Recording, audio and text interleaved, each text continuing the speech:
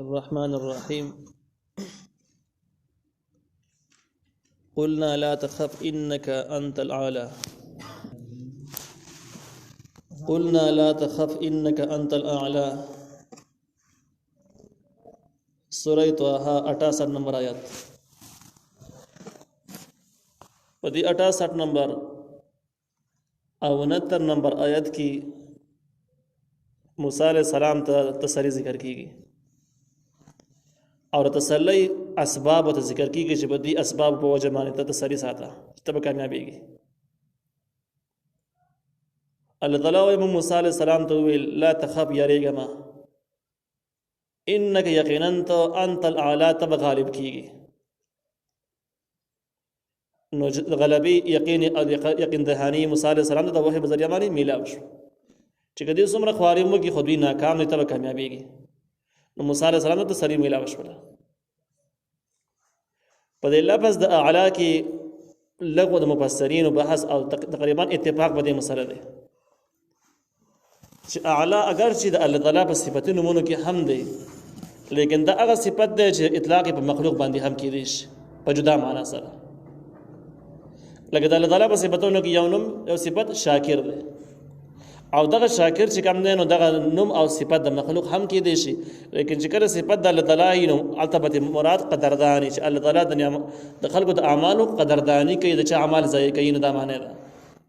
او چې کله دا صفت د مخلوق شي د مخلوق د معنی اطلاق وشي نو معنی به دا چې دا کس د الله تعالی د نعمتونو اقرار کوي د الله تعالی نعمتونو مني اقرار کوي. دغه شان د اعلی لفظ ده اعلی صفت د الله تعالی هم دی چې د صفاتونو مالک چې د هغه سره برابر هیڅوک نه وي. په دغه معنا سره اطلاق په الله تعالی کیږي او اعلی په معنا د غالب سره هم راځي چې په نور خلق باندې غلبه حاصله کړي. کدي ذکر کې موسی علیہ السلام په دې نور باندې غلبه حاصله کړه نو دا صفت د مخلوق هم کېدای چې د موسی علیہ السلام صفت شو. د دې ذکر نه یو مستقل اعتراض هم حل شو.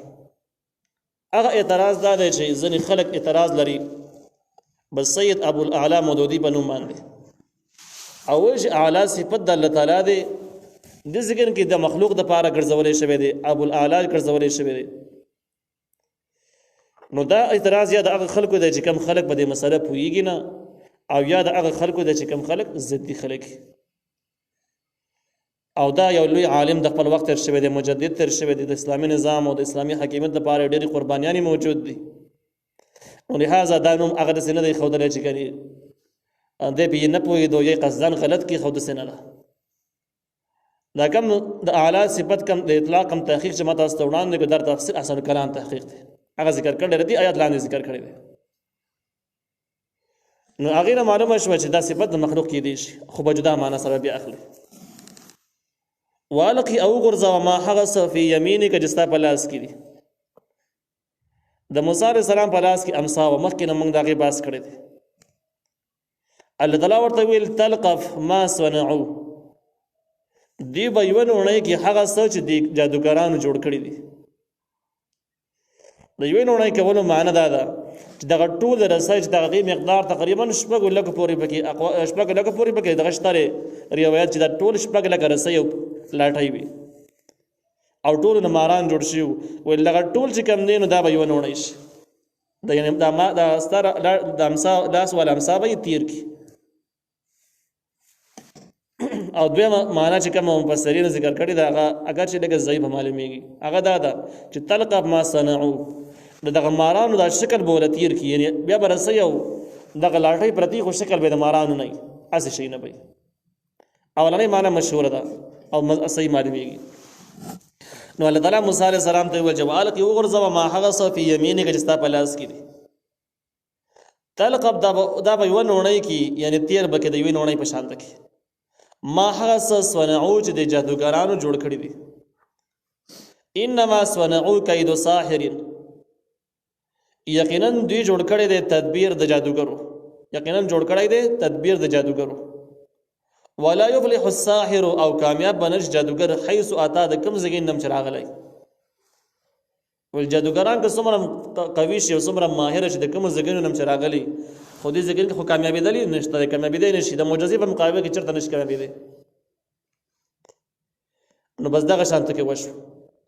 د دغه هدایت مطابق موسی علیه السلام امسا ور واچوله او دغه شانته کې هغې ماران یوه نوڼۍ کړه تېرې کړه. الله تعالی وایي فألقي السحرة سجدا، نو پرېوتل جادوګران په سجده باندې. قالو او وی ویلي آمنا موږ ایمان راوړی دی برب هارون، برب د هارون علیه السلام باندې و موسی او د موسی علیه السلام باندې. دا وروستنۍ د موسی د جادوګرو کومه جمله چې ذکر شوله چې موږ د هارون علیه السلام او د موسی علیه السلام په رب باندې ایمان راوړلی، نو په دې کې دا مسله واضحه شوله چې جادوګرانو چې کومه سجده وکړله دا داسې عادتي یا رواجي سجده نه وه، بلکې دا سجده یې الله ته کړې وه او د ایمان د وجې نه یې کړې وه. په ایمان راوړلو کې د رب په وضاحت کې وویل چې موږ د هارون علیه السلام او د موسی علیه السلام په رب باندې ایمان راوړی دی. د دې کسانو د نوم اخیستلو د صراحت دې دپاره وکړو. ځینې روایاتو کې دام دی چې کله د جادوګرو سجده وکړله دا خو ډېر زیات فرعون وارخطا شو، لیکن فرعون ډېر چالاکه سړی و. خلکو ته یې وویل چې دا زما جادوګران چې کوم دي دوی ما ته سجده وکړه، دا زما خدایي مني او خلکو له دوکه ورکول غوښتو. نو هغې ښکاره باندې اقرار وکړي چې دی دروغ وایي، داسې نه ده. موږ د موسی علیه السلام او د هارون علیه السلام په رب ایمان نه وړی. د موسی علیه السلام او هارون علیه السلام خو د فرعون ته چېرته رب نه ویلې او نه مانو او نه چا په خیال کې دا وه چې کنې داسې به دوی ووایي. نو بس لنډه دا ده چې دغه کسانو ایمان اظهار یې وکړو، ایمان یې راوړ. دغه کسان چې کوم مقابلې ته راغلي وو ایمان یې راوړ، مسلمانان شو. قال نو فرعون ورته وویل آمنتم له قبل ان آذن لكم، تاسو ایمان راوړو د دې موسی علیه السلام دپاره مخکې د دې نه چې ما تاسو ته اجازت درکړی وې، اجازت نه مخکې ایمان راوړو.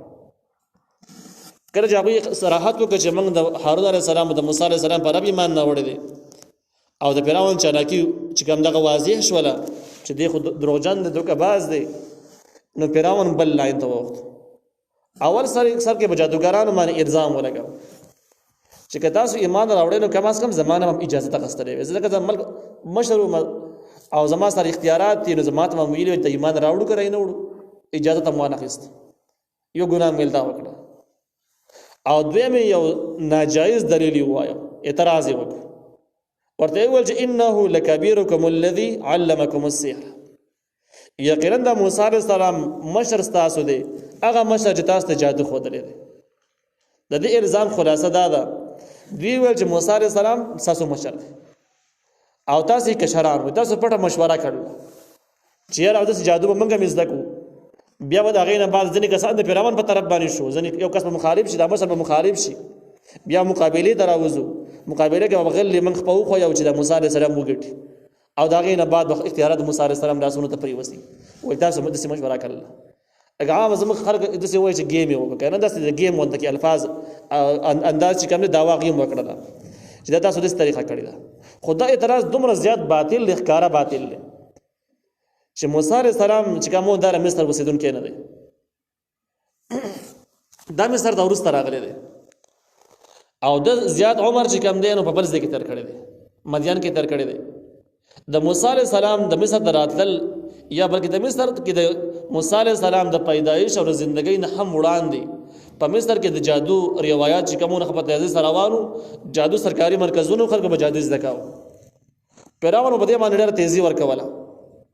نو د جادوګرو د تعلیم د مخکې نه دلته کې روانو غټ غټ مرکزونه موجود وو. موسی علیه السلام په هغه زمانه کې سریبو د ونه، بیا موسی علیه السلام مدین کې اوسېدو او دغه جادوګران چې کومونه مصر کې د جادو زده کاوه، په جادو کې مهارت لارو، نو بیا یې د مشر د کوم ځای کې نه شو چې هغه ورسره په وطن کې نه اوسېږي، نو مشر یې د کوم ځای کې نه شو. لیکن بیا هم د خپل پاکدامانۍ او د خپل صفایي دپاره یې په دغه کسانو باندې دغه الزامات ولګول، خپل قوم له دوکه ورکول غوښت او دا ټول عمر لري رسېږي. نو دا تاسو هغه مشر دی، تاسو ته یې جادو ښودلی دی. فلأقطعن زه به خامخا کټ کم ایدیکم لاسونه ستاسو و ارجلکم خپې ستاسو من خلاف رد و بدل. رد و بدل دا معنا ده چې که ښی لاس مې دنه کټ کو د هغې څه به ګسخ په کټ کو، او که ښی لاس مې دنه کټ کو د هغې څه به ګسخ په هم کټ کوم بیا چې ګډ وډ شي، چې بیخي بدل هم ښکاري بد هم ښکاري، او بلکل داسې شي چې ژوند تېرولی نه شي، ژوند تېرولی نه پرېوځي، معذور شي. نو سخت وارننګ جاری کو چې دغه جادوګران په هیبت کې په یاره کې راشي، خپل ایمان واپس پریدي او زما د خدای اقرار وکړي. بیا ورته ویل لأصلبنکم زه به خامخا تاسو پانسي کوم په جذوع النخل په تنو د کجورو کې. وایي چې کله هم د لاس خپې کټ کړم معذورم کړم بیا هم د ونو سټو ته زوران کړم امره کې به لپړی واچوم او د ونو د تنو ته به مزدوران کړم چې په قلاره باندې مړه شي. ولتعلمن او تاسو به خامخا معلوم کوي ایونا چې کوم یو په مونږ کې اشد ډېر زیات سخت عذابا په عذاب ورکولو کې و ابقا په باقي پاتې کېدلو کې. ایونا کې فرعون داوا دا و چې یو د موسی علیه السلام رب دی یو زیم. اوس تاسو د موسی علیه السلام د رب بندگی کوئ او زمانه کوئ نو اوس به ظاهره کما چې یاره زه به عذابونه ورکولو کې ډېر سخت یم مکه د موسی علیه السلام رب سخت دی. داسې مطلب یو نو زه به دغسې کار وکړم جادوګران به راونیسم لاسونه خپې به د ګډ وډ ووهم بیا به پانسي کړم. تاسو په خپلو سترګو باندې وینئ چې زه د موسی علیه السلام او د هارون علیه السلام د رب نه هم زیات سخت عذاب ورکولو والا یم. مطلب یې دا و چې زیاته یاره زمانه پکار ده. داسې مطلب شو. قالو دوی ورته وویل دغه جادوګرانو چې نه به ایمان راوړی هغې ورته وویل لن نؤثرک موږ هرګز نه غوره کوو تا لره علی ما جاءنا په هغه څه باندې چې راغلي دي موږ ته من البینات د واضح دلایلونه. وایي کوم واضح دلایل چې هغه معجزات د موسی علیه السلام دي یا د تورات آیاتونه دي هغه واضح آیاتونه او هغه واضح معجزاتونه باندې موږ ته ترجیح نه درکوو چې ته د هغې نه بهتري او دغه معجزات ګڼي کمزوري دي. داسې موږ نه کوو بلکې موږ دغه معجزو احترام کوو قدر یې کوو موږ په هغې باندې یقین ساتو. ستا خبره نه اورو. والذي او هغه ذات فطرنا چې موږ یې پیدا کړي یعنې موږ ته د موسی علیه السلام د معجزونه او د هغه ذات نه چې موږ یې پیدا کړي تا اوچت نه ګڼو تا دې بهتره نه ګڼو. داسې مطلب یې شو ته د هغې نه ښکته یې. بیا ورته وویل فاقضي ما انت قاضي ته وکړه هغه څه چې ته یې کوونکی یې. نو دې ځای کې د دغه کسانو جرأت او بهادري ذکر کېږي چې دوی ورته ویلي چې لاس خپې ته ګډ وډ وامه که تاسو واپس نه شولی. هغې ورته ویل بس چې څه کې هغه وکړه انما تغزي هذه الحیات الدنیا یقینا ته کولی شي په دې ژوند د دنیا کې ته دلته کې مرګونه او سزاګانې خلکو له ورکولی شي او موږ چې کوم ایمان راوړی موږ د آخرت دپاره راوړی دی په آخرت کې ته هېڅ هم نه شي کولی د الله تعالی مجرم یې یعنې د دې مرګ نه راسه اخوا زیات ستا نه شي کولی دا مطلب یې شو. انا آمنا یقینا موږ ایمان راوړی دی بربنا په خپل رب باندې لیغفر لنا چې بخښنه وکړي موږ ته خطایانا زموږ د ګناهونو.